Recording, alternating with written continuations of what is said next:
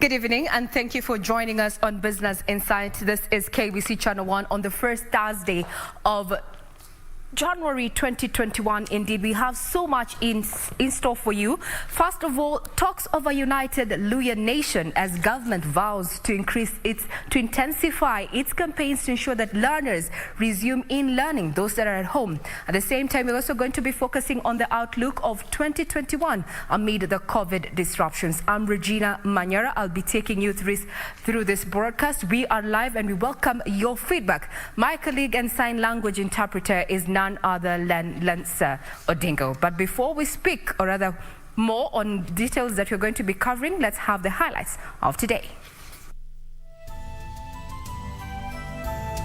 That you do not have to force a Ladwa to come from wherever, force someone else to come from Jubilee. All we need is a shared vision, shared values, a shared mission, and we can be able to walk that journey together. Seeking the elusive Luhya unity, a memorial service for the late Hannah Mudavadi turned into a platform to rally Western leaders to a defined path. Moving to leave no one behind, government steps up efforts to ensure all learners resume classes after a 9-month break. And so we have no other option other than to advise our members to resume the strike as from midnight tonight. And bracing for another strike, clinicians threatened to down tools beginning midnight, citing frustration from the Council of Governors.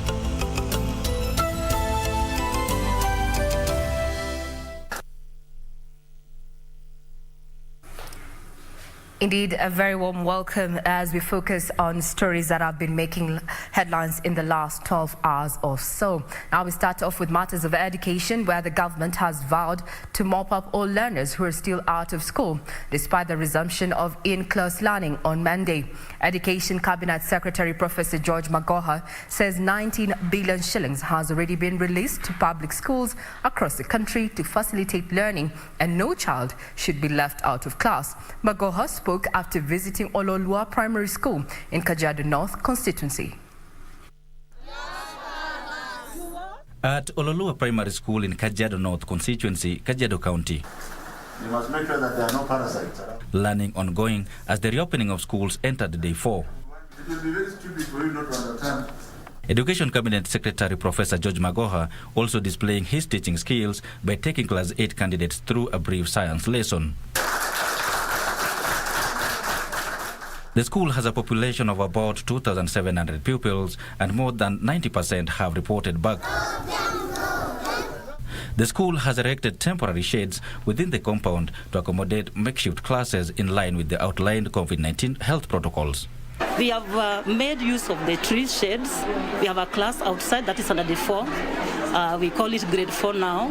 We also have standard 5 that is learning under a shade to ensure that the COVID-19 guidelines are observed by the teachers and the students.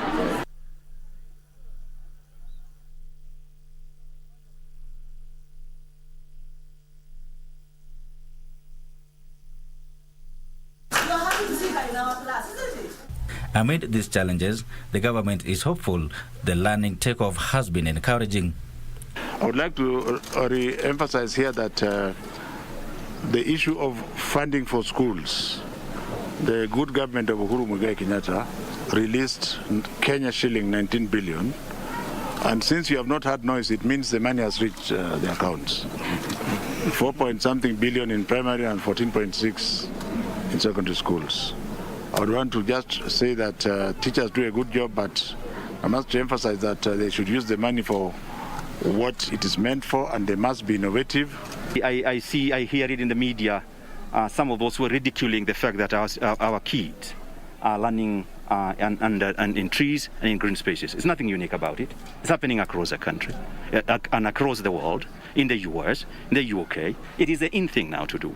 The confidence levels are very, very high, actually, so it's very, very impressive. And then I think it's a very diverse school, so the diversity is also very interesting. for all of us to show that everybody is in this school and that they all have an opportunity to get an education. While lauding the government for its efforts to ensure smooth reopening of schools, Kajiado North Member of Parliament Joseph Manje called for a relook into the issue of admission in public schools, since most private schools have closed business due to the impact of the coronavirus pandemic. The private schools have closed because of the COVID-19. They are coming now to public school. We have about 6 public schools in the constituency that have a overpopulation of 2,000, meaning that with this COVID, we are likely to go up to 3,000 and beyond. So I think this is the right time you have come. Despite the challenges manifesting amid schools reopening, the government maintains that it is committed to ensure that the process runs smoothly. This, even the CS for Education, Professor George Magoha, advises school heads to be more innovative in the process. Wycliffe Okech, Channel 1 News, Kajiado County. Still on matters education, 2 public schools in Tiaty, Baringo County are in a dilemma following the shortage of teaching staff. The situation is so dire that one of the schools has opted to engage the services of a local preacher, as the other employs a volunteer who is paid using relief food meant for the pupils. Now, according to the head teachers, the shortage of teachers has affected a smooth transition, raising the cases of school dropouts in the area. Day 4 since the resumption of in-person learning across the country. This is the situation at Lorwamoi Primary School in Tiaty Sub-County, Baringo County. A section of pupils dressed in home clothes sit calmly in their classroom, paying attention to every detail taught by their teacher. One. From time to time, they stand to practice what the teacher does as they learn basic skills. Some pupils have brought along their younger siblings in what seems like a babysitting role. None of the pupils has a mask on. But the story here runs deep. The teacher is a local pastor who has volunteered to teach the young souls. Shule tangu ianzwe hatujakuwa na mwalimu yoyote. Nimekuwa nikisaidia tu tangu tuanzishe mpaka wa leo. Kuna vile nilifundishwa njia mzuri ya kufundisha mtoto. Moreover, this group of learners consists of those in grade 1 to grade 3. It is reported that the school has never had any other teacher apart from the head teacher for the last 3 years since the school was established. Saa zingine tunaomba vitabu. Ndo sasa shule hasa akakupea vitabu yote yenye unaweza tumia. Walimu hatuna. Pastor Isaac anatusaidia hapa sana. Na tunahitaji serikali waitolee kabisa watusaidie. Like any other learner, they reported back to school. But the 79 pupils of this school learn under the mercy of volunteers. The shortage of teachers is said to have had a far-reaching effect on the learners in the area, as most opt to drop out due to lack of smooth transition. Such an impact is evident at nearby Sukut Primary School. Out of 140 pupils, only 7 girls reported to school. 1 or 2 girls in a few classes. The boys are reported to automatically drop out after circumcision. Ile kitu inafanya enrollment ishuke ni kwa sababu walimu wako. Unakuta mwalimu mmoja leo anafunza from grade 1 to grade 4. Wale watoto wa class 5 na 6 hakuna mtu anafunza. Unakuta hao watoto wanaenda kwa sababu hakuna mtu anawafunza. Tuko na shule hapa inaitwa Kat pia. Tuko majirani na Loyamoi. Tukiongea hakuna mwalimu. The head teacher says he has so far hired a volunteer. Ile chakula na pewa kwa na Ministry of Education. Mimi ile kitu inanisaidia tu hiyo chakula na pea wa walimu. At least in form of money kwa sababu wasasi hawalete pesa na ukifukuza mtoto anaenda akiendanga kabisa. So mimi naomba serikali kwamba watuletee walimu. Kamchemenza for Channel 1 News. 3 years without a teaching staff with our public school is something that needs to be looked into. Now, crossing over to the health sector, the ongoing nationwide nurses strike may persist longer after it emerged that the Council of Governors has adamantly refused to sign a return to work formula that has so far been established. Now, the Kenya Broadcasting Corporation is in possession of an agreement document containing the contentious 14 key points that will ensure the healthcare services return to normalcy and that the governors have shied away from.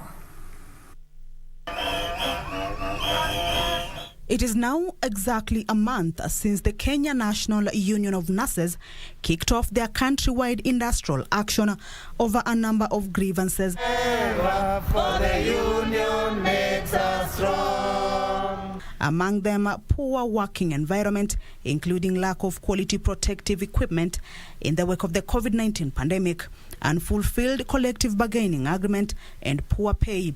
However, it now emerges that a return-to-work formula that has been developed amid plans to ensure that the grievances by the healthcare workers are resolved amicably has not been signed by the county bosses. A source who has requested anonymity availed to KBC the contentious 14-point return-to-work formula that will ensure healthcare services are restored to normalcy. On Wednesday, the Council of Governors Chair, Wycliffe Oparanya, was reluctant to respond on how county bosses will resolve health issues affecting counties. Na sasa hii ngojea bwana. Ngojea kuja hao niko hapa kuja kwa ofisi tutakupa simu tukutane tuongee mambo ya strike. Sasa tukiongea hii mambo ya strike hapa hii ni mambo ya ODM sasa nikienda hiyo. Next. Yeah, mambo ya party. The return-to-work formula, which was reached at after the multi-agency team and Kenya National Union of Nurses reviewed their respective positions, resolved, among others, that employer to review risk allowance for nurses to a minimum of 15,000 Kenya shillings, fast-track and finalize CBA negotiations and register it in court latest 26th February 2021, that nurses who have been hospitalized and paid their own bills be compensated, that the parties agree to follow the laid-down dispute resolution mechanism in dealing with future disputes. The document further says that all nurses will return to work immediately or within 24 hours upon signing of the agreement. And while many Kenyans continue to suffer following paralyzed services at the healthcare facilities, it now appears that the buck stops with the county leaders. Kamche Menza for Channel 1 News. Now, still on stories from the health sector, is that clinical officers are threatening to down their tools beginning tonight at midnight, now citing intimidation by the Council of Governors. Through the Kenya National Union of Clinical Officers, the clinicians accused the section of county governments of issuing suspension letters to some of their members who took part in a strike last month that lasted 26 days. The Umbrella Union for Clinical Officers, KUCO, has urged its members to abscond duty starting tonight. Tulifika hapa kwa sababu ya kutokuwa na uwezo wa kugharamia hata zile services sisi tunapeana. Na kwa namna hiyo, sisi tumeamua tutakuwa na mgomo wetu kuanzia leo usiku. The clinicians are citing intimidation from the Council of Governors. According to the union, on the 5th of this month, KUCO gave the Council of Governors 48 hours to consent to the return to work formula signed by the union and Ministry of Health on the 1st of January 2021. But the Council of Governors was reluctant to convene a meeting with the medics. Since the inception of this crisis, and even before we went on strike, we came here and said that we never wanted to go on a strike during a time of pandemic. We requested, urged, and prayed to the players even before we went on strike on 7th December, asking them that they can be able to solve this issue so that we don't have to go on strike. Na pia tutaanza maandamano, yale ambayo ni maandamano kwa ajili ya kupinga maamuzi ya Council of Governors. Na pia maandamano haya yatakuwa kutetea kauli ya president ya kuhakikisha kwamba tumeweza kuendelesha huduma katika sekta yetu ya afya ya umma. The union further wrote a letter to the Council of Governors on the 6th of January requesting for a meeting with the COG chair in an attempt to resolve the impasse. Wednesday, the COG was reluctant to comment on issues raised by clinical officers in a separate press briefing. Na sasa hii ngojea bwana. Ngojea kuja hao niko hapa kuja kwa ofisi tutakupa simu tukutane tuongee mambo ya strike. Clinical officers had downed their tools on December 7th, 2020 before agreeing to end it 26 days later after reaching a memorandum of understanding with the national government. Irene Mchuma Odim, Channel 1. Acting Chief Justice Philomena Mwilu has called on newly admitted advocates to uphold integrity and honesty as they start their career. Speaking at the Supreme Court, where she admitted 31 lawyers as advocates of the High Court, the Acting Chief Justice challenged the newly entrants to the bar to always pursue justice and uphold the rule of law in discharging their duties. Of the High Court of Kenya. The 31 newly qualified lawyers took oath at the Supreme Court as they were formally admitted to the role of advocate of the High Court. Presiding over the ceremony, Acting Chief Justice Philomena Mwilu urged them to adhere to the oath that binds them to maintain the rule of law while ensuring professionalism. The journey starts today. The choice is yours to make. Should you make the wrong choice, the law will catch up with you. It always does. Each one of us has to determine to do the right thing, to develop constitutional democracy. And you will find that if you do the right thing under the Constitution, nothing else matters, because everything else falls in place. Her sentiments were echoed by State Counsel Samuel Ouma, who challenged the lawyers to hold their job with dignity and best practices. Be honest in your dealings. The moment you are honest in your dealings, you don't need to be second-guessed. It always comes out very, very clearly, and that with those three attributes of being disciplined, you have integrity and you have honesty, then there will be no need for anybody to complain against you. Do not allow a merited complaint to be brought against you. And it will be merited if the person complaining is genuinely complaining about a wrong you have committed. President of the Law Society of Kenya, Nelson Harvey, noted that the newly qualified lawyers are coming at a time the country is facing myriad of challenges and urged the lawyers to be steadfast and be able to rise to the new challenges. You join the bar at a tipping point, a point where there are challenges that face the rule of law in the country. There is the clamor for constitutional change. As we speak here, we have a deficit in the judiciary.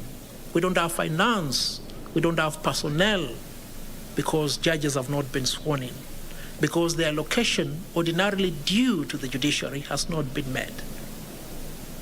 For the 43-year-old Robert Gathongo Kamwara, who left his 18 years accounting profession to pursue law, it's never too late to go after your dream. I engaged first with enjoying courtroom drama in the late 80s when I was watching a program used to be called Crown Court. For those who are slightly older on KBC, they remember a program that used to be called Crown Court. It used to come late in the evening, and my dad, courtesy of him, he would allow me to watch the program. And from there on, my love for the law came in. Unfortunately or fortunately, after finishing high school, I pursued accountancy and I did a Bachelor's of Commerce, and thereafter I became an auditor. Like many newly qualified lawyers, Kamwara alluded confidence and pledged to help Kenyans access justice. Due to my interaction with other professions, I later realized that the profession of law could actually come true to me. My dream would come true, because I realized that we have a lacuna in the tax line. Most lawyers seem to be grappling with the tax profession, and in that way then the tax law seems to be an interesting field. That's where now I started practicing. Ben Chumba, reporting for Channel 1 News. Quite encouraging there. and some advice there to focus on the deer and ignore the squirrels. Focus on the deer, ignore the squirrels. Now we take a short break. When we return, we're still going to be focusing on those stories that have been making headlines. Do not go away.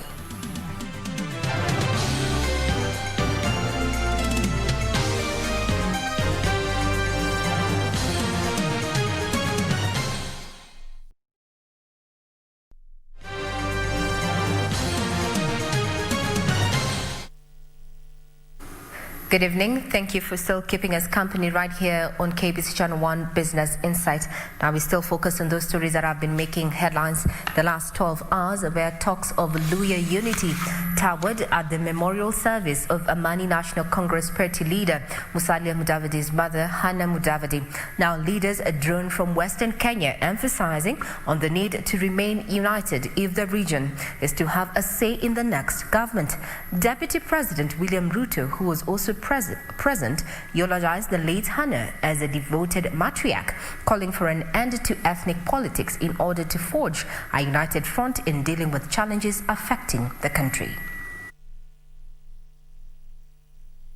The memorial service of the late widow to the late former cabinet minister Moses Mudavadi and Martha to ANC party leader Musalia Mudavadi, Mama Hannah Mudavadi brought together leaders from across the political divide.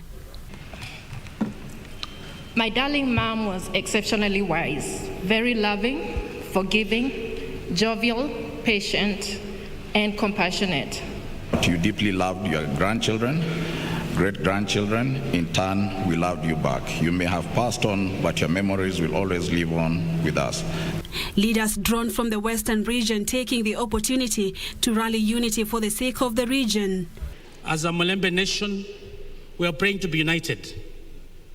We've been a laughing stock for so long, and also it goes without saying, even in Kabuchai, that a seat for Ford Kenya, and Your Excellency, the Deputy President, will request you to withdraw your candidate so that the spirit of handshake, you leave this for the Kabuchai seat.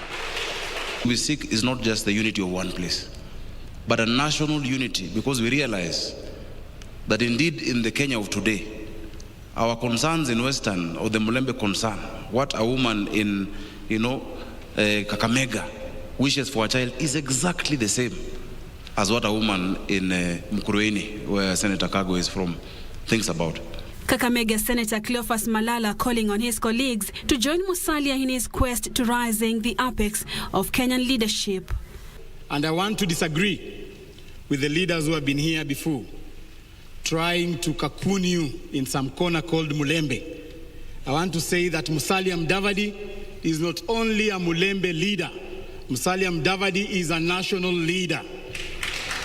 Is that you do not have to force a Ladwa to come from wherever, force someone else to come from Jubilee. All we need is a shared vision, shared values, a shared mission, and we can be able to walk that journey together. Deputy President William Ruto on his part said it was critical for all leaders to unite and push the country forward. This is no moment for us to say it is us versus them. This is a situation where we need to pull together and deal with the situation that confronts our nation from a united approach. A host of national leaders who attended the memorial service urging unity of purpose and the need for a nation to walk a united path. To continue holding together. My brother Mudavadi and Weta and our brother Raila formed NASA. But some of our friends have a difficulty with that organization. But the three of us have decided to hold together, come rain or shower. The remains of Mama Hannah, who died on the 28th of last month while undergoing treatment at the Nairobi hospital, will be interred at her rural Mululu home in Vihiga County on Saturday. Purity Museo, Channel 1 News, Nairobi. The National Council of Churches of Kenya claims the country seems not prepared for the 2022 general election.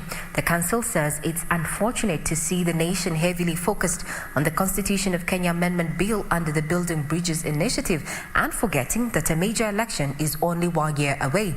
According to NCCK, the country is yet to fully address major challenges faced in the 2017 general election.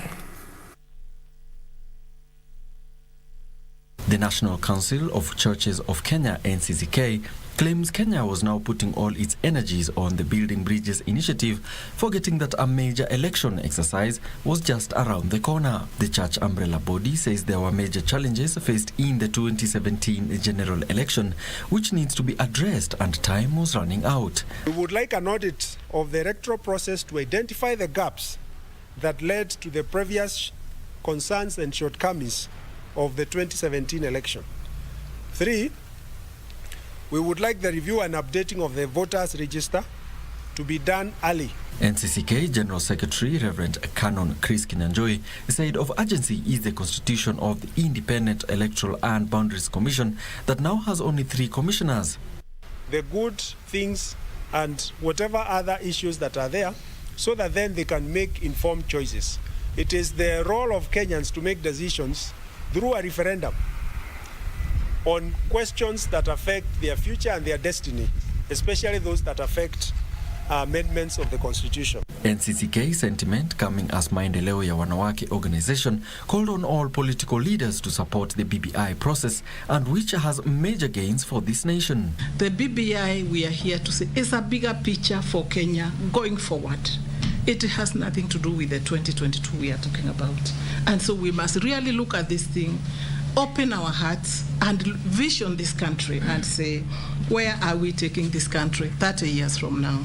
The organization's national chairperson Rahab Moyo claims the BBI document was progressive and will take this country and has nothing to do with a 2022 general elections. I think we were the first institution to talk about inclusivity.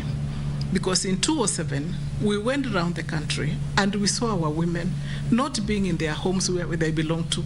The rapes, everything we saw, this thing comes back to the women. So we as women are saying, we are not going to agree on this political, I support you, you give me what you are giving me. It's not going to be a personal agenda. It's going to be an agenda for this country and for the women of this country who are the custodians. The organization, according to Muyu, is in the process of translating the document to Kiswahili to enable many Kenyans to understand it. To the international scene, U.S. President Donald Trump has agreed to an orderly transition of power on Thursday after Congress finally sealed his fate by certifying Joe Biden's 2020 election win. The process was delayed for hours after the president's supporters stormed Capitol Hill, leaving 4 dead. Lawmakers resumed the session after the police managed to vacate the mob, which had been encouraged by President Donald Trump in a bid to overturn his defeat. Votes for President of the United States are as follows. Joseph R. Biden, Jr. of the state of Delaware has received 306 votes. Donald J. Trump of the state of Florida has received 232 votes. Democrat Joe Biden's victory was confirmed on Thursday by a joint session presided over by Vice President Mike Pence, who said the violence had been a dark day in the history of the United States Capitol. The violence was quelled. The Capitol is secured, and the people's work continues. We condemn the violence that took place here in the strongest possible terms. Wednesday, chaotic scenes followed months of escalating rhetoric from Donald Trump and some Republican allies that sought to undermine the result of 3rd November election. The invasion of the Capitol by the president's supporters, some armed, was an event without precedent in modern American history. After objections by some Republican lawmakers to overturn the results in Arizona and Pennsylvania were rejected, Congress formally certified the final Electoral College vote, with Biden receiving 306 votes to Trump's 232 votes. The announcement of the state of the vote by the President of the Senate shall be deemed a sufficient declaration of the persons elected President and Vice President of the United States, each for the term beginning on the 20th day of January 2021, and shall be entered together with the list of the votes on the journals of the Senate and the House of Representatives. In another twist, after 2 months of repeating false claims that the election was fixed, Trump released a statement via his social media manager, Dan Scavino, where he insisted that he totally disagreed with the outcome of the election, but promised that there will be an orderly transition on January 20th.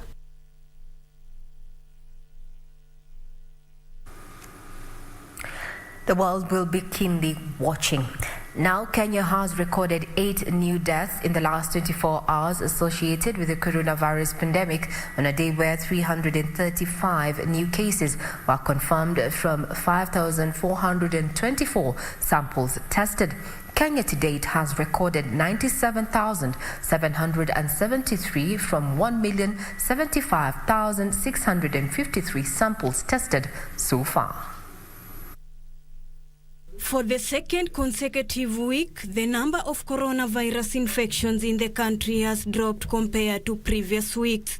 The numbers indicating a drop in the positivity rate on Thursday after 335 cases were confirmed from 5,424 samples tested. During the same period, 340 patients recovered from the disease, 261 being from the home-based care program, while 79 were from various hospitals.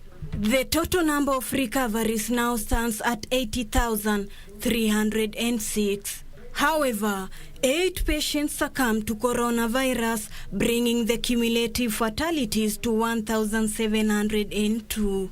Currently, 536 patients are admitted in various health facilities and 2,498 on home-based isolation and care. 10 patients are on supplementary oxygen and in general wards. Ruth Wamboy for Channel 1 News. Now to the corridors of justice. An administration police officer accused of murdering his civilian companion is expected to be charged tomorrow. Edgar Mukaba, a police constable at Nyari Police Patrol Base in Gigiri, has been in custody following the death of his civilian friend Zachary Makuto. Meanwhile, supermarket proprietor and 2 directors have been charged with fraudulently obtaining a debt of 10.5 million shillings from businesswoman.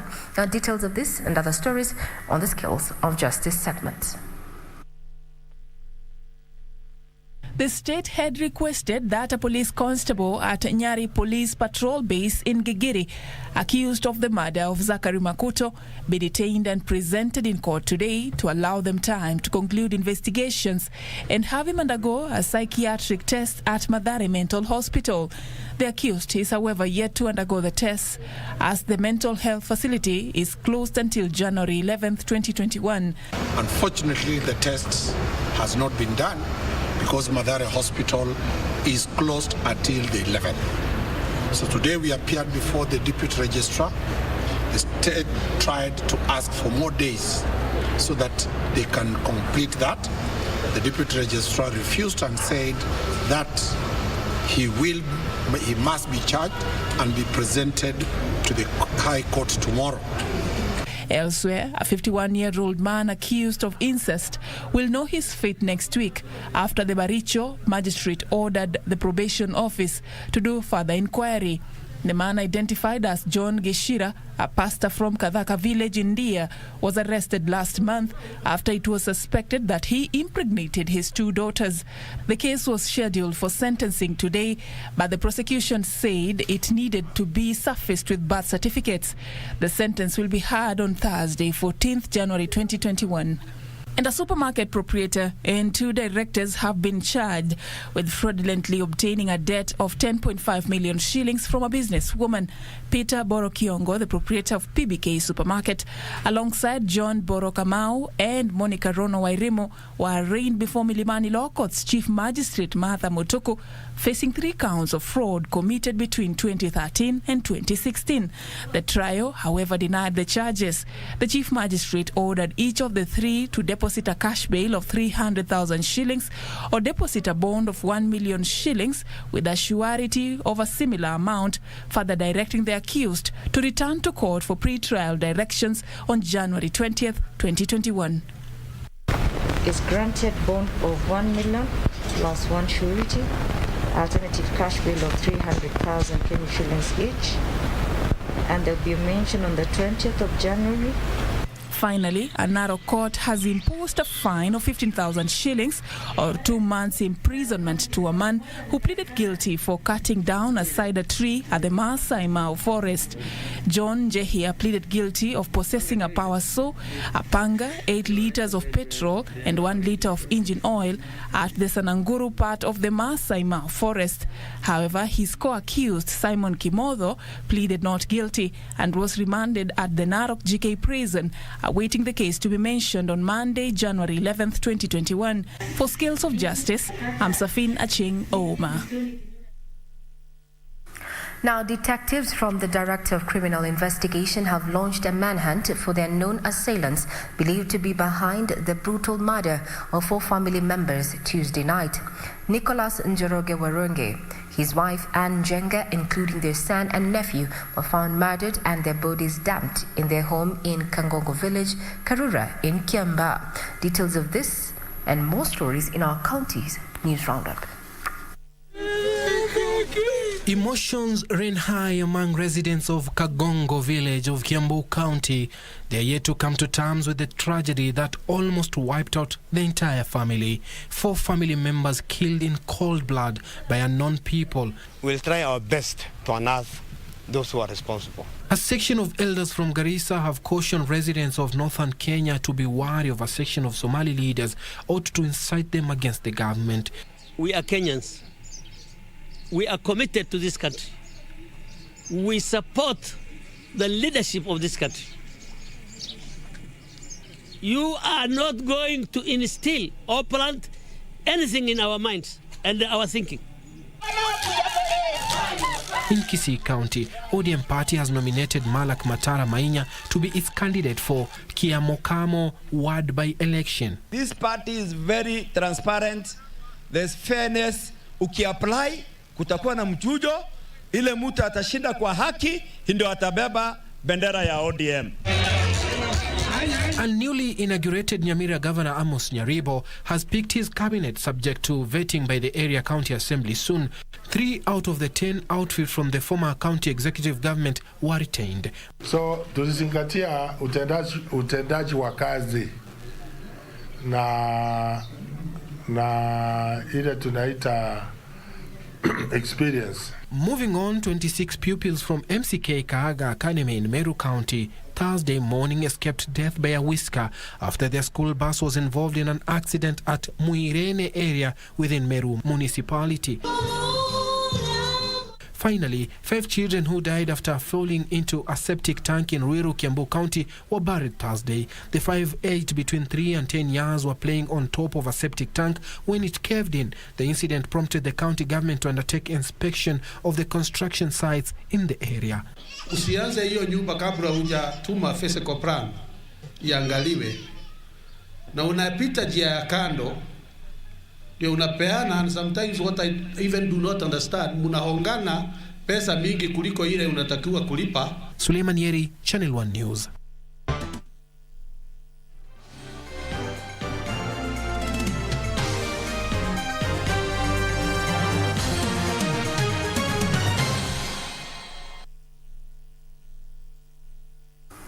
On to matters business, the Nairobi Coffee Exchange and other private auctions will be licensed to auction Kenyan tea in the next month if the Mombasa Tea Auction does not establish an electronic trading platform. Agriculture Cabinet Secretary Peter Munya says this and the election of directors for the Tea Factory Limited Company slated for March this year is part of the first phase of implementing the new Tea Act. Small-scale tea farmers across the country will have an opportunity to choose their new factory director starting from 14th March this year. An election committee comprising of officials from the Agriculture and Food Authority, Agriculture County Chief Executives, factory managers and county commissioners will oversee the elections. The unit manager will publish the voter register, which consists of people who supply tea, who have numbers.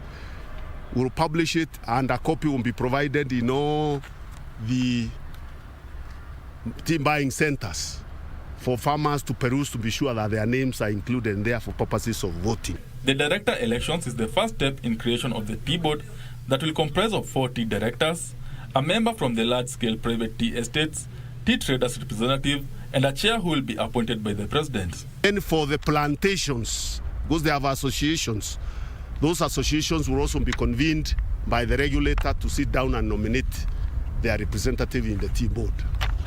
And the traders will also do the same. Since they have associations, they will also meet and nominate one of them to sit in the tea board. And then, of course, the president will appoint the chairman, who will be gazetted, and then the board will take off. Among other immediate changes, the Mombasa Tea Auction has been given a 1-month notice to automate their trading systems, failure to which Agriculture CS Peter Munya says will see the coffee exchange and other private investors given licenses to auction the Kenyan tea. There's nowhere in the law that says that it is only the Mombasa Tea Auction that can sell tea. If they are not ready within a month, we will ask other Kenyans who would want to trade tea to be licensed to start trading tea, so we can open multiple tea auctions in the country. In a bid to show up value addition in the tea sector, the government says modalities are being explored to zero-rate VAT on tea sales at the auction. If I want to add value and pack tea and sell in packets, I have to pay VAT upfront. But if I want to sell it abroad without doing anything in sacks, I am free. And that's why tea from people who have bought from Kenya, who have added value outside, like Egypt, come back cheaper in Kenya. Because you can't prevent it from coming to Kenya. It's the commercial region.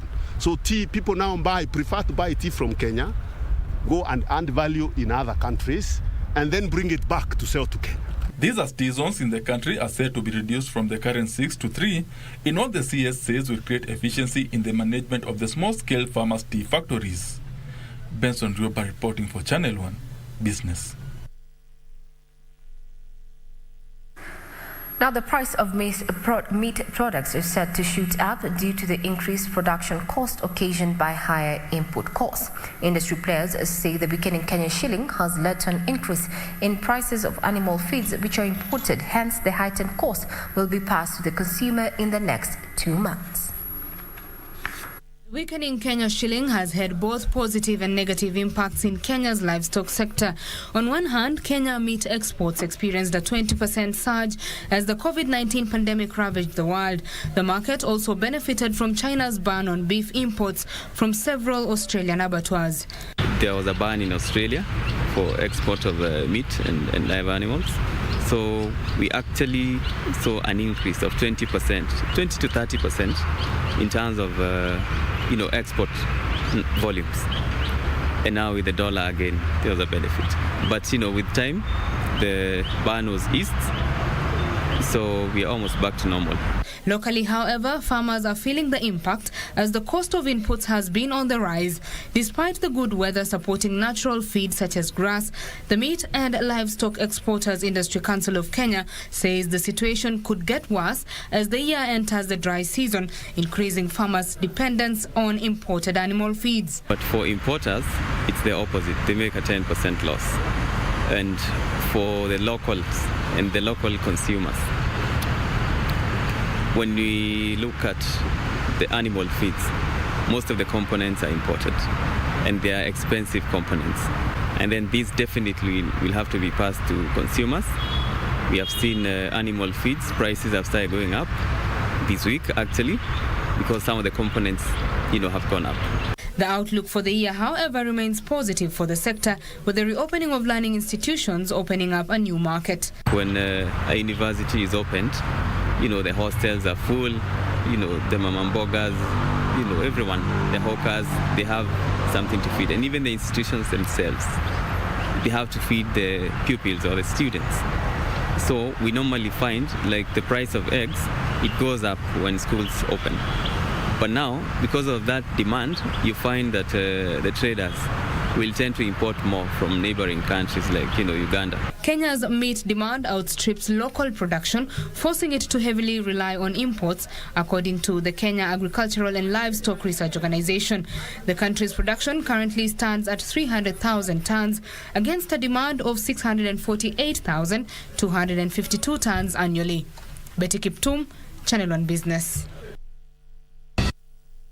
Now, Lake Bogoria in Baringa County prides itself as being the only destination within the country with medicinal natural heated pools. The pool's water emanates from underneath therapeutic hot spring geysers, creating a memoir for would-be visitors. Now, tonight on Magical Scenes, Irene Mchumaudim shares experience in Bogoria.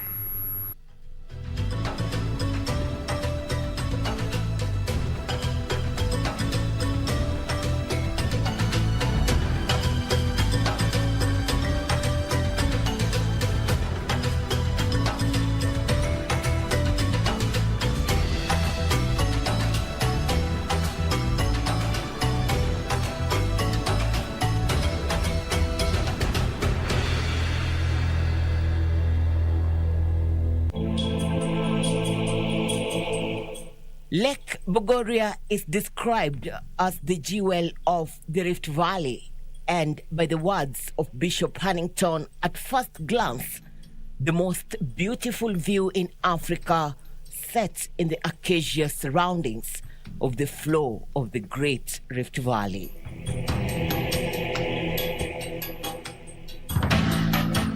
The destination is known as the healing place owing to the therapeutic values associated with the hot spring geysers at and around Lake Bogoria. Even with the pandemic, you can still enjoy the warm pool as you've always done. And those of you who have never tried to dip yourself there, I can only welcome you, because the moment you start doing it, you will know the values, and yes, you will come back again. Imagine moto kabisa, hakuna mtu anachamusha, lakini ni moto. Kwa hiyo ndio nafurahisha na standard yake vile nakaa. We love the view, we love the natural beauty. It's a really nice place to come and unwind. And yeah, we love the heated pool. The kids love it, and we're really enjoying to be here. We've come here quite a number of times, and we would still come back.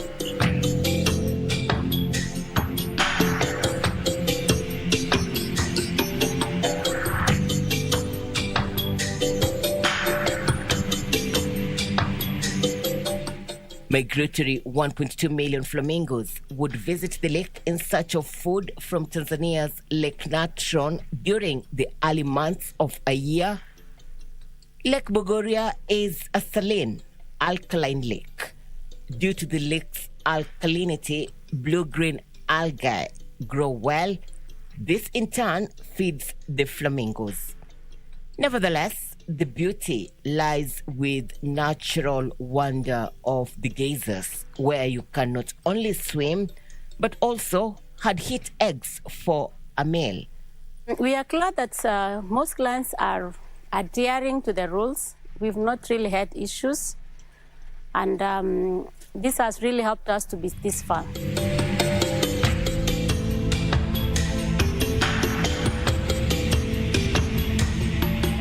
The hot springs in general have a high content of carbon dioxide, which causes the wild boiling of the springs.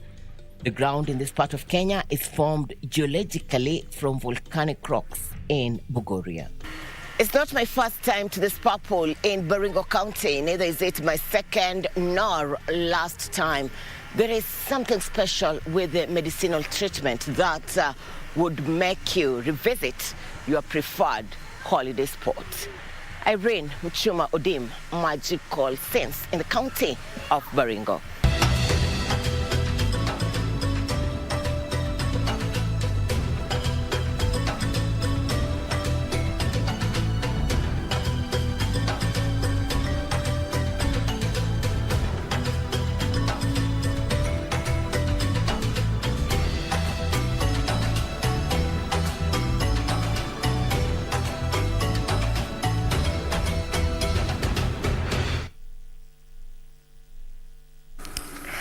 From Baringa County to Kitui County, and good news for honey lovers, where as the county government of Kitui is targeting over 10,000 beekeepers and 150,000 hives and more than 5 cooperative societies in a honey production project aimed at capacity building as well as boosting yields through queen bee rearing.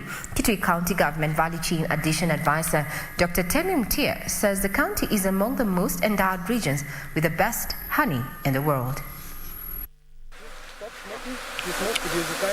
Beekeeping has been identified as a key to alleviate poverty in Kitui County, which is currently experiencing water scarcity and dwindling food production due to insufficient and unreliable rainfall in the ASL region. You'll find there are very many beekeepers with hives with no bees, with no colonies. For example, we've got about 10,000 beekeepers right now in Kitui County, whom we know by name. We know the number of hives they have. Cumulatively, they have about 150,000.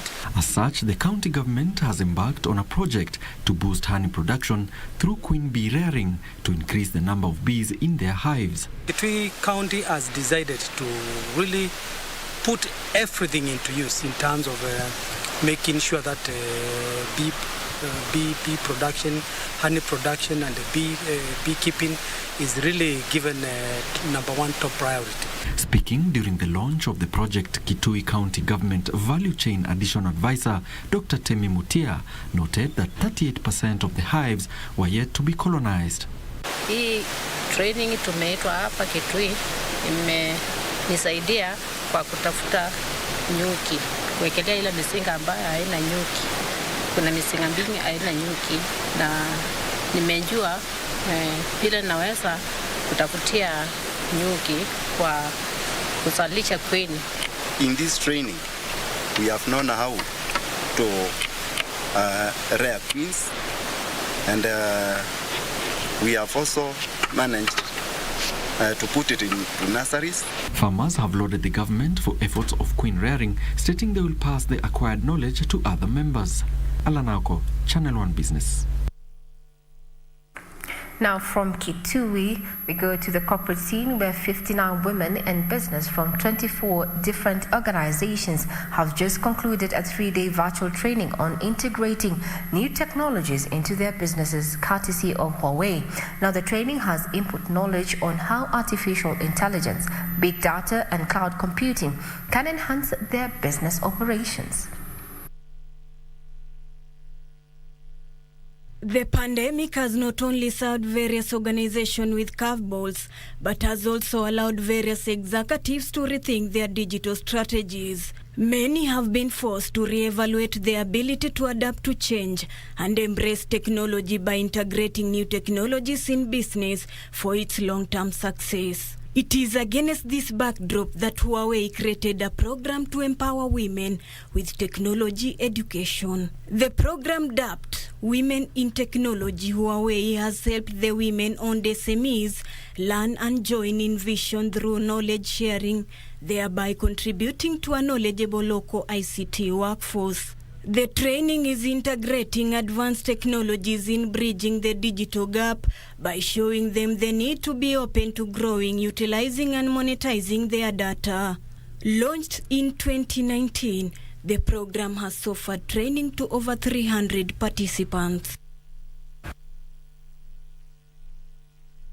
Now, Kenya's economy was battered by the COVID-19 in 2020.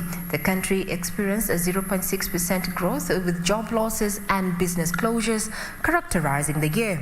2021 marks the start of the post-pandemic recovery for the economy. What are the drivers of growth this year and how will the economy be shielded from further shocks? Betty Kiptum spoke to Rodney Omokolu Investments and an analyst at Saiton Investment to find out. This is how the conversation went. A very good evening to you. Thank you very much for watching Business Insight this particular evening. We'd like to get into our interactive session. We have Rodney Omuhulu. He is an investment analyst at Saiton Investments. Tonight we want to discuss matters the 2021 economy for Kenya. Remember that last year the economy was hardly hit by the COVID-19 pandemic, from a 6% growth projection at the start of the year and just closing at 0.6% towards the end of the year, according to the Treasury. We now want to see what will be the drivers of the economic growth post-pandemic recovery and how Kenya is going to wade through the moments. Thank you very much, Rodney, for joining us here. It's always a pleasure. Karibu sana. Now, of course, 0.6%, that is what Treasury said we closed at.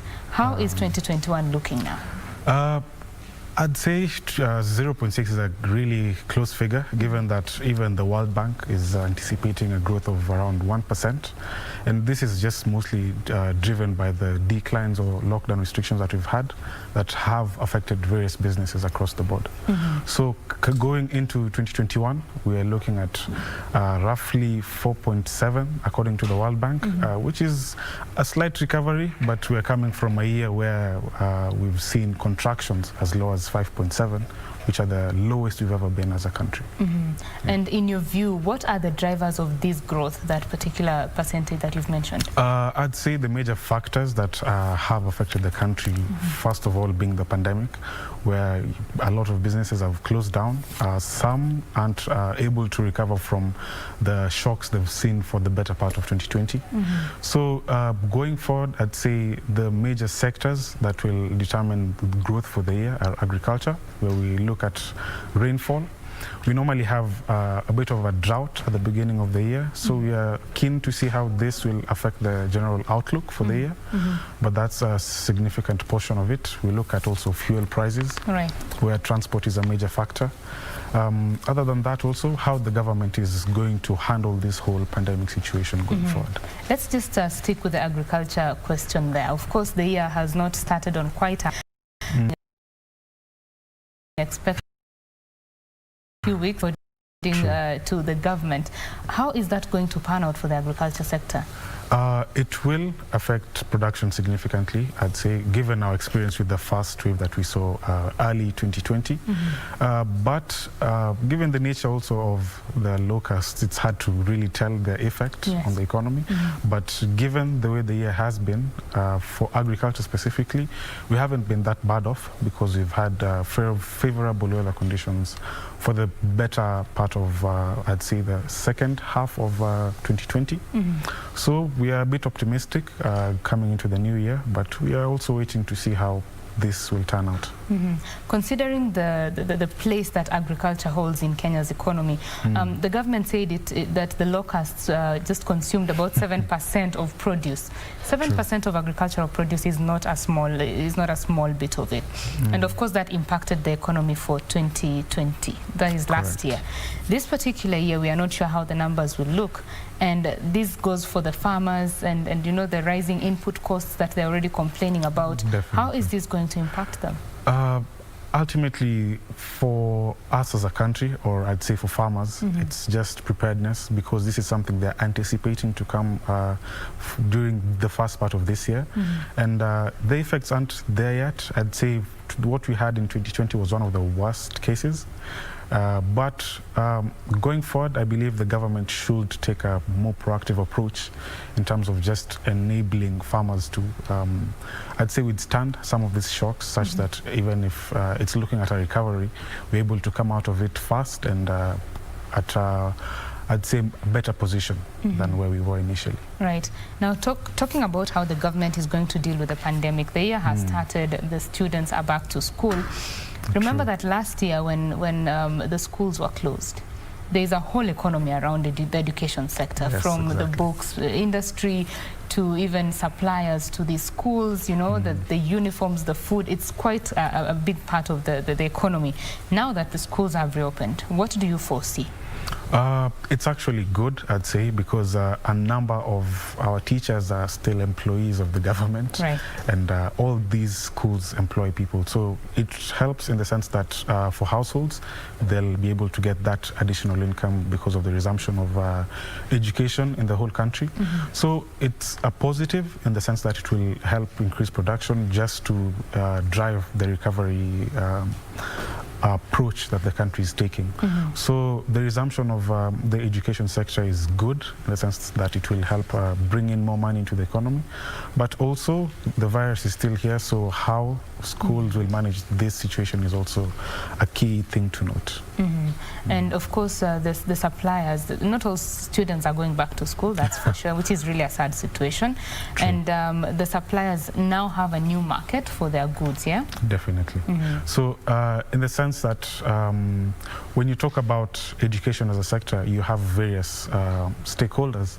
As you've mentioned, the business suppliers, textbooks, those who provide the facilities, that is. Teachers, I think, are one of the major parts of it because I'd say staff costs are a big element in education, so that extra income will help. And generally, as an economy, we tend to rely a lot on education given the size of our population. So as an outlook, education will be a big or a major driver of the economy going forward. As these teachers get back to employment, those who maybe had paused employment, especially for the private schools, and of course the government now continuing with the public school teachers, that is definitely going to put more money in people's pockets, as you've said. But there's also the issue of the taxes. The tax relief measures are now over and done with. We are back to the old regime. How is this going to impact people's pockets eventually, now across the economy, not just the education sector? So I'd say it's definitely a pinch to quite a number of low-income earners because there are some of the major, I'd say that is part of the population that was being catered to when these measures came into place. So I'd say it's a good move by the government in the sense that it will help boost its revenue collections for this year, or the current fiscal year, that is. But for households, I think it's a hard pill to swallow in a way, but it's something we have to definitely take up if we are willing to come out of this situation and hope for recovery.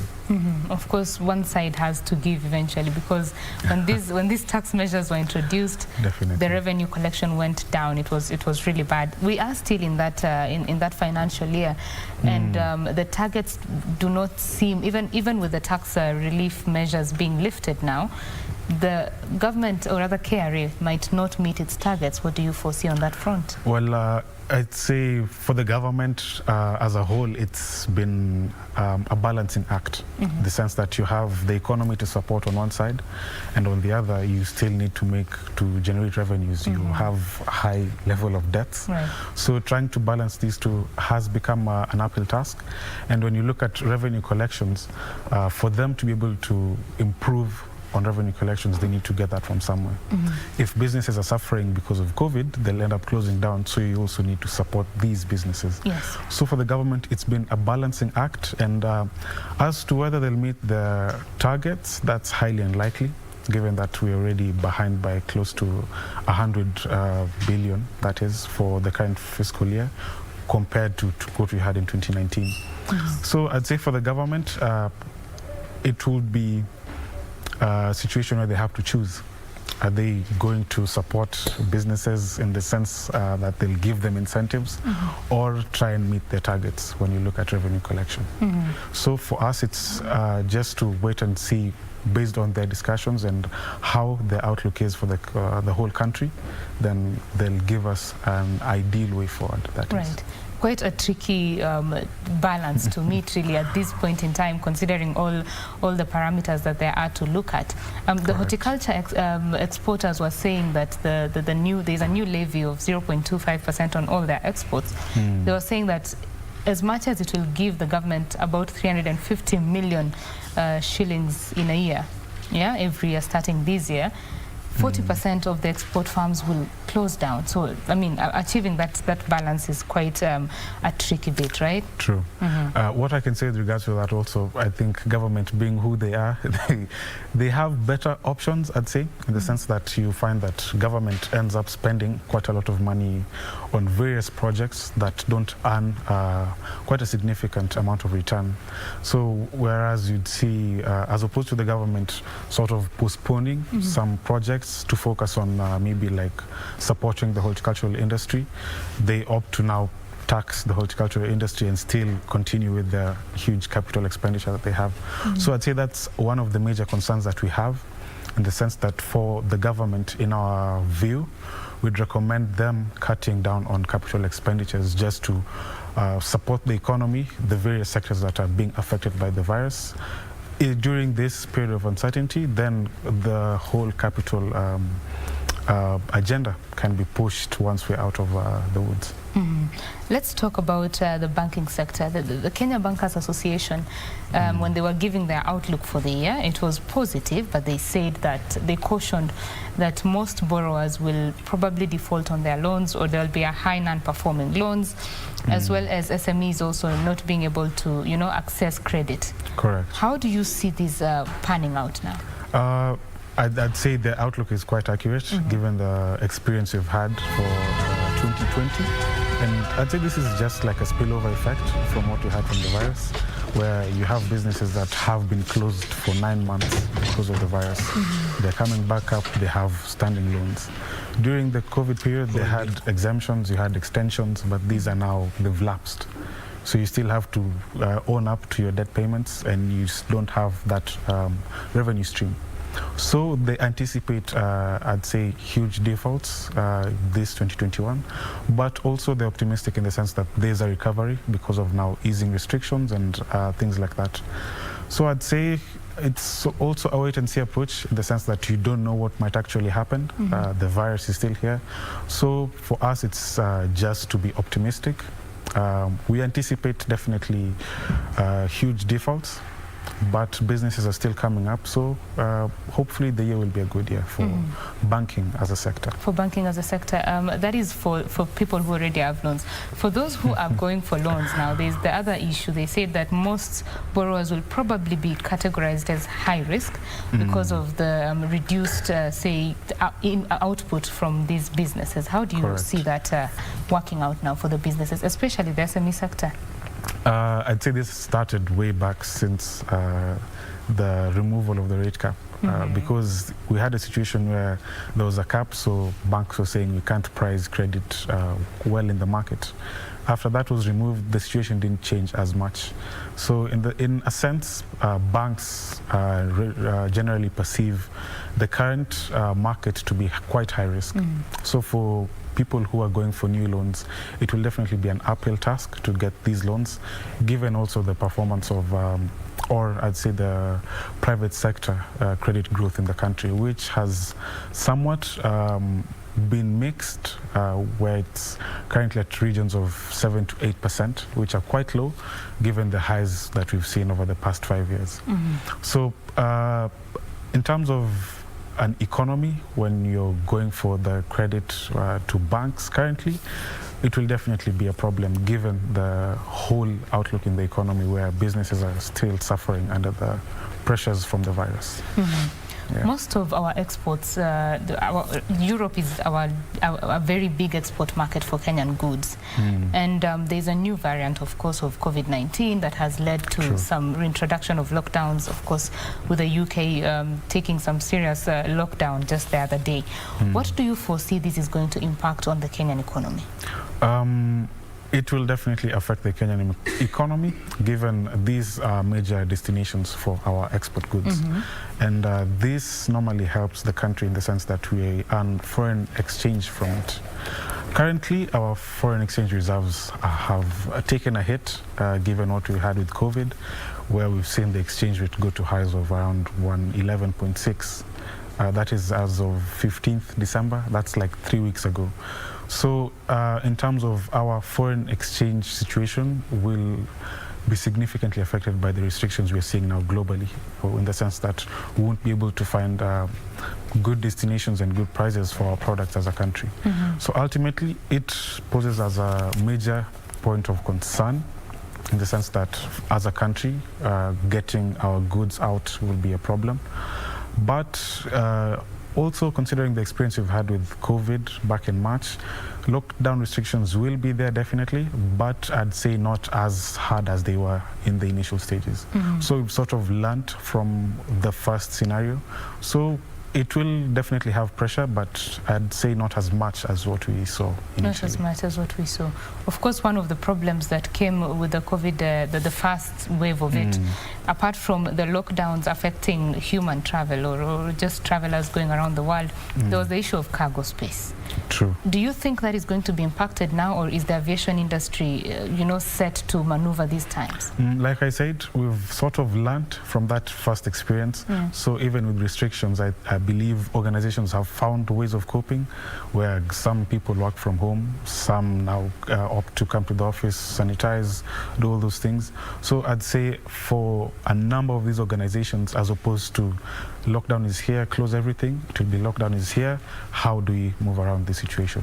So in a way, as opposed to stop, let's wait and see what the government is doing, it will be lockdown is here, let's find a way of moving with this lockdown in place. And for Kenya, of course right now the variant has not come to Kenya yet, or has not yet been reported in Kenya. True. In the event that it comes to Kenya, because we have not really closed our airspace, what do you foresee would happen in case of maybe other restrictions being introduced or going back to the previous restrictions we had? It's definitely a matter of concern, but given the effects the economy has had so far, it's highly unlikely that the government will add, I'd say, stricter restrictions. Maybe the curfew will still be maintained. Current regulations might continue, but the introduction of fresh restrictions, I don't think will be imminent, just given the fact that the economy has suffered quite a bit from the first restrictions that we had early March 2020. Right, so the best case scenario is wear your mask and, continue to sanitize. Yes. All right. When we talk about the structures that have had to change because of COVID-19. You've mentioned the working from home issue. It has led to quite some growth in the digital economy.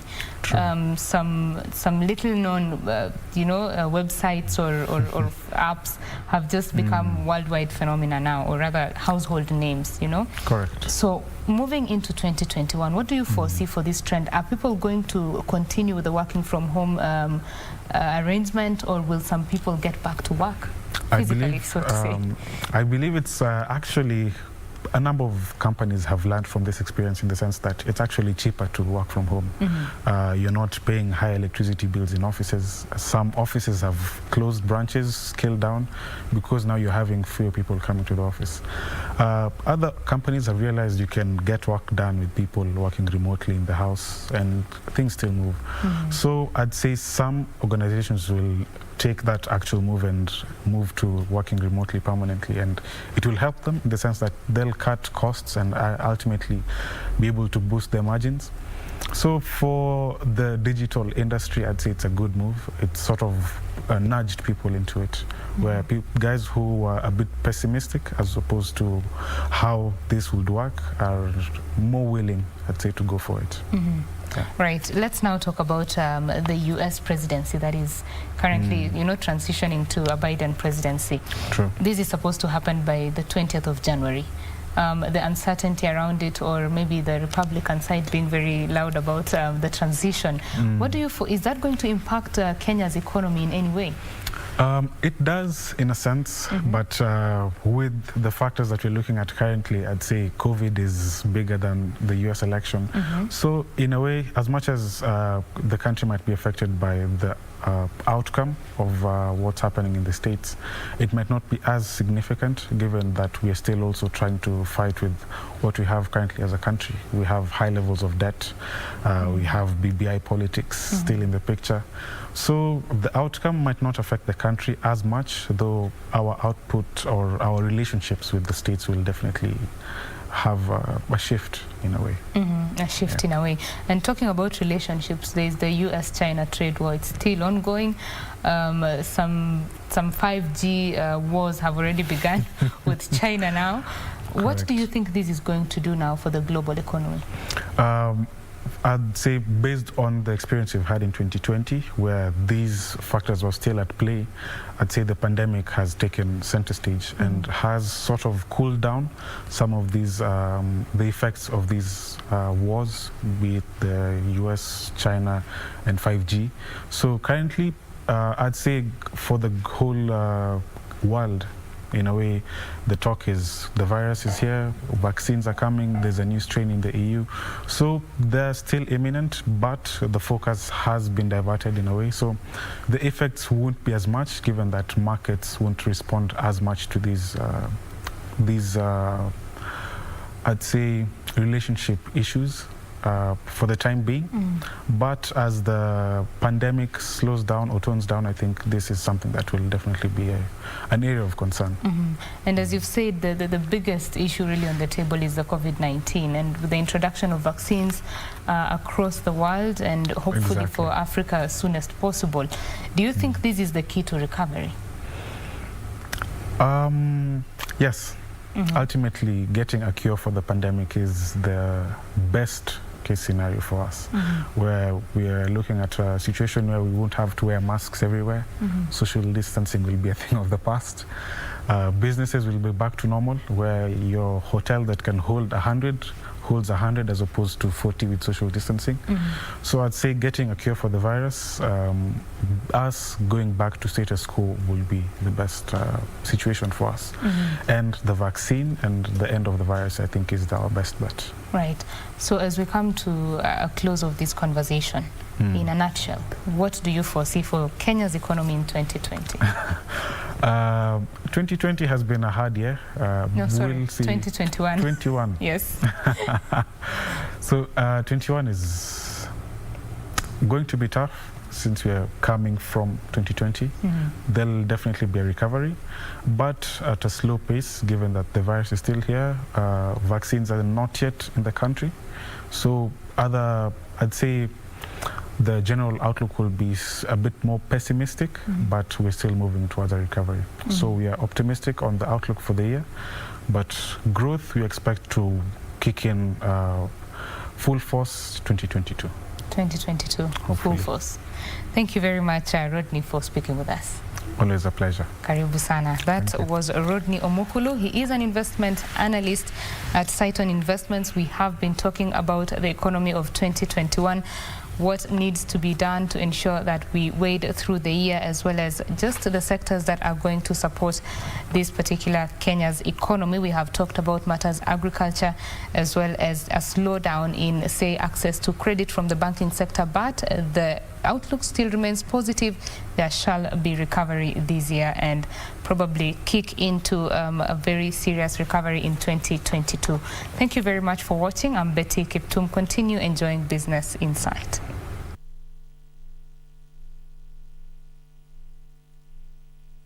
Indeed, there a positive outlook there from our guests this evening, discussing on what we need to expect in 2021, focusing on agriculture at a time when, you know, Kenya is priding itself as an agriculture-driven economy there. Very optimistic with output, just a little bit of worry over what is happening within the northern region and our neighbors, that is Garissa areas, due to the locust second wave invasion, as well as Ethiopia and Somalia, but the Ministry of Agriculture maintains that everything is in control. Thank you very much, Betty Kiptum, for that insightful conversation there with Saiton investment analyst there. Now we cross over to stories making headlines in the African continent. Is that South Africa's new restrictions on socio-economic activity are expected to slow economic recovery in the most industrialized economy. Now, according to projections by Citigroup, one of the world's top investment banks, the country is set for a downward spiral, while debt could exceed 100% of the GDP in the 2022 and 2023 fiscal year. The details of this and others from the African continent. The hospitality industry is deemed to be worse hit, as Citigroup projects the country's growth forecast downwards revision for 2021, where debt could exceed 100% of the GDP in the 2022 to 2023 fiscal year. This comes amid concerns over the country's preparedness to carry out mass vaccinations against COVID-19, following an announcement by the government that it had secured enough vaccines to immunize 10% of the population. Industry insiders say there is an immediate impact as the hospitality sector will bear the brunt of the new restrictions. And China and the Democratic Republic of Congo on Wednesday signed a memorandum of understanding for cooperation on the Belt and Road Initiative. Chinese State Councillor and Foreign Minister Wang Yi and his DRC counterpart Marie Tumbanzeta signed the MOU between the two governments after their talks earlier in Kinshasa. Wang said the BRI is an important international cooperation initiative and is committed to promoting economic complementary among countries, synergizing development strategies, forming joint development efforts, and realizing common development and prosperity. Finally, Universal Music Group is bolstering its presence in Africa, where streaming and other forms of music distribution are relatively underdeveloped. The firm, majority owner by Vivendi SA, plans to build up operations in countries including Nigeria, Ghana and Kenya in 2021, according to the company's newly appointed Regional Chief Executive Officer Seaford Lamini. Universal also has an office in Ivory Coast to oversee French-speaking countries, alongside a base in Morocco for the northern nations. Music companies see an opportunity to grow to stream services in Africa as the increased availability of smartphones and faster internet speeds enable the continent's youthful population to become more connected. 10 p.m. and arriving at 3:30 a.m. Now remember, you can get further details in regard to this story and any other that has piqued your interest on our website, that is www.kbc.co.ke. I've been your host, Regina Manyara. I wish you a pleasant evening ahead.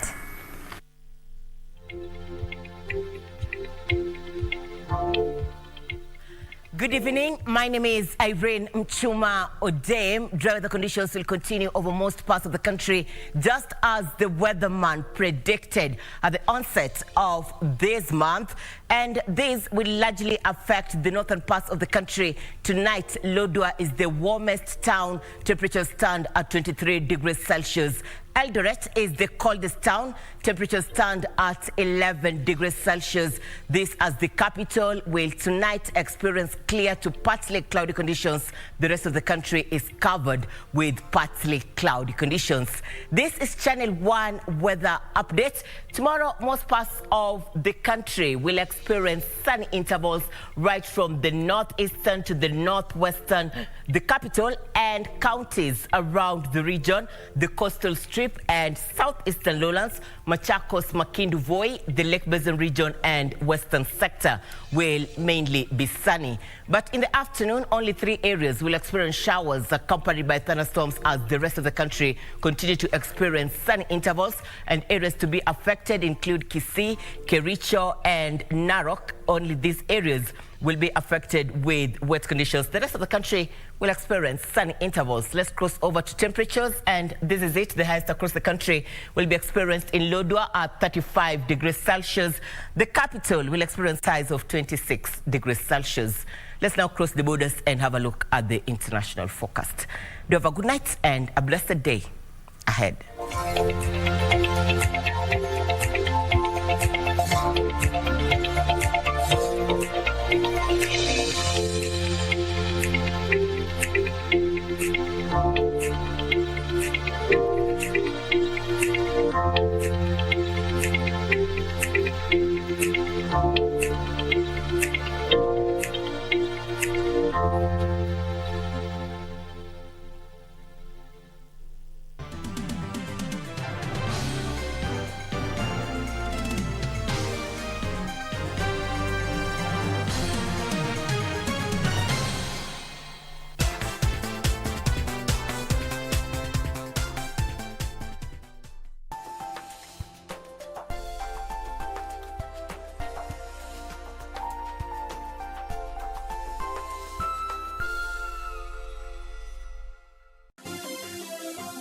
Vera Beauty College.